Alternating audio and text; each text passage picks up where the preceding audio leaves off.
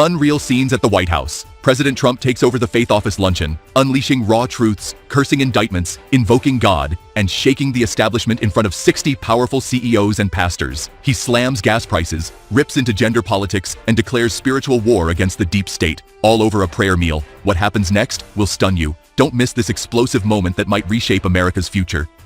The faith office luncheon wasn't just another photo op, it was Trump's declaration of moral warfare. Held on July 14, 2025, inside the White House's state dining room, the gathering of 60 faith-based CEOs, pastors, and nonprofit leaders turned into a political battlefield. Trump didn't play by the rules, he flipped the table. With fire in his eyes, he cursed out his indictments, likened himself to Al Capone, and pledged divine justice. Trump didn't just speak, he roared. He declared that our country is going to hell, blamed Democrats for moral decay, and slammed gas prices with his usual bravado. "They indicted me 5 times, he yelled, though it's actually 4. Accuracy wasn't the point, power was. And Trump made it clear, the White House belongs to faith, business, and strength, not weakness, not woke agendas, and certainly not Biden's America.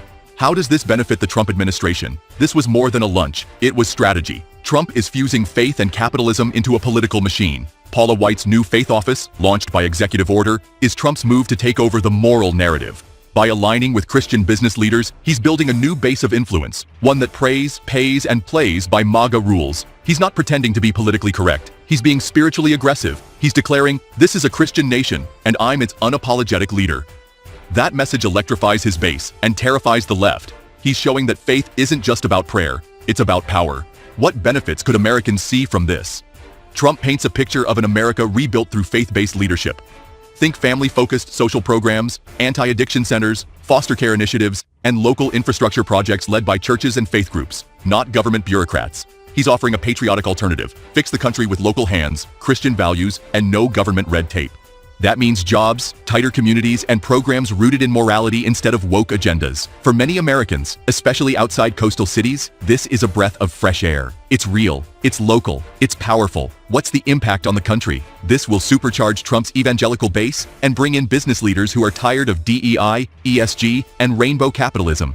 It creates a cultural shift where religion reclaims space in the public square, while secular progressive values lose traction. Of course, it also deepens the political divide. Progressives are already crying foul, calling it theocracy, church-state violation, and authoritarian. But for MAGA world, it's a revival, a call to arms, faith, family, freedom. That's the message, and the movement. What about the geopolitical angle?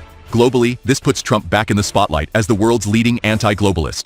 While other nations bow to woke mandates and climate treaties, Trump shows zero interest. By tying U.S. foreign policy to Judeo-Christian values, he sends a message. America won't be ruled by UN panels or global NGOs. It will follow its own moral compass, and it starts at the White House. That could mean foreign aid tied to religious principles. It could mean a shift away from alliances with secular Europe. And it definitely means enemies like China and Iran won't be negotiating with a president afraid to invoke God. What controversies are already brewing? First, his profanity. Yes, Trump cursed multiple times at a religious event. Critics say it's sacrilegious, contradictory, unpresidential.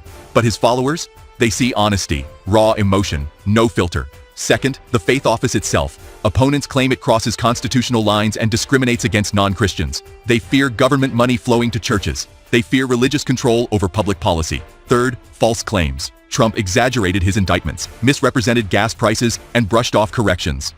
But again, his audience doesn't care. They want strength, not spin. Fourth, LGBTQ backlash. Trump used the lunch to criticize gender ideology and reaffirm traditional values. That's going to spark fire from the alphabet lobby, but Trump's counting on that. Culture war is his battlefield, and he's winning. Finally, big money ties. Faith and business mixed at that table. Donations, influence, strategy. For critics, it's cronyism. For Trump, it's synergy. For his supporters, it's a godsend. How does it all connect? It's one seamless story. From the executive order launching the faith office, to the high-profile luncheon, to Trump's unapologetic speech, it all ties into one message. The system failed. Trump didn't. He's taking back the White House with CEOs, pastors, and patriots. Not career politicians, not activists, and definitely not globalists. Every move is calculated. Every moment is branding. It's God, guns, and guts, MAGA style. This isn't about policy papers or diplomatic briefings. This is about a movement reclaiming power. Trump's lunch wasn't lunch. It was war. And he's just getting started.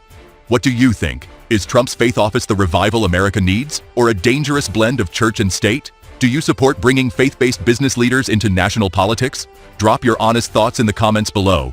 Like this video if you believe in bold leadership, and don't forget to subscribe for more unfiltered news the mainstream won't show you. Your voice matters, and this movement only grows when patriots like you speak up. Let's take our country back, together.